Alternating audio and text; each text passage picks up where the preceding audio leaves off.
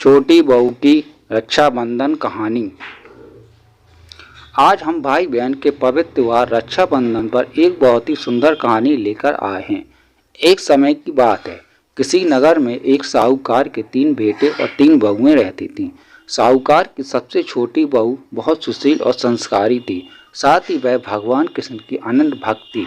सावन के महीने में साहूकार की दोनों बहुएं रक्षाबंधन के त्योहार पर अपने अपने घर जाने की तैयारियां करने लगीं। सुबह जल्दी उठकर घर का सारा काम करने लगीं तो छोटी बहू ने पूछा, क्या बात है दीदी, आज इतना जल्दी जल्दी काम क्यों कर रही हो? तो उनकी जेठानियां बोली, कल रक्षाबंधन का त्योहार है, हम दोनों को अपने भाई को राखी बांधने अपने अपने घर जाना है। तेरा तो कोई भाई नहीं है, तुम क्या जाने रक्षाबंधन का महत्व, भाई बहन के रिश्ते का महत्व। छोटी बहू को ये बात बहुत बुरी लगी और वह भगवान श्री कृष्ण की प्रतिमा के पास खड़ी होकर खूब रोई और बोली, यदि मेरा कोई भाई होता तो आज मैं भी अपने घर जाती। अगले दिन रक्षाबंधन का त्योहार था। सुबह सुबह उसके घर उसके दूर के रिश्ते का एक भाई आया और आकर साहूकार से बोला, ये मेरी बहन है, मैं के दूर के रिश्ते का भाई हूँ और मैं रक्षाबंधन के त्योहार पर इसको अपने घर ले जाने आया हूँ। लेकिन मैं साहूकार का बेटा बोला, लेकिन इसका तो कोई भाई नहीं है, तुम कौन हो? उसके समझाने पर साहूकार उसका बेटा मान गया और छोटी बहू को उसके साथ भेजने के लिए तैयार हो गई।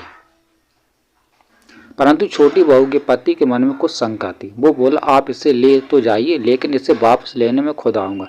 ऐसा कहकर उसको उसके भाई के साथ भेज दिया। रास्ते में चलते चलते छोटी बहू ने अपने भाई से कहा, भैया तुम इतने सालों तक कहाँ थे और पहले मुझसे रक्षाबंधन पर कभी राखी बंधवाने क्यों नहीं आए थे? उसका भाई बोला, बहन मैं 7 समुंदर पार प्रदेश में कमाने गया था।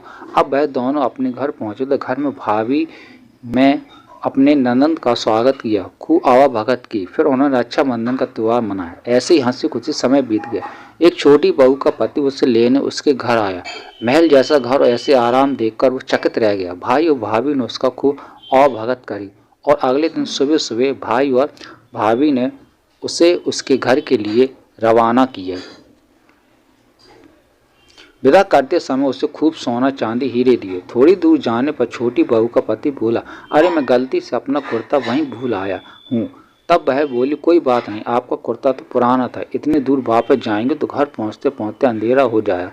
लेकिन उसका पति बोले, नहीं मैं वापस जाकर अपना कुर्ता ले ही आता हूँ।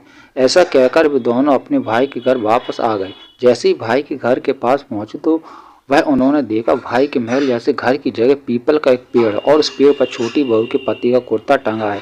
यह देखकर वह बहुत नाराज हुआ और अपनी पत्नी से बोला, ये क्या काला जादू है? कौन था वो जो तेरा भाई बनकर तुझे यहाँ लेकर आया था?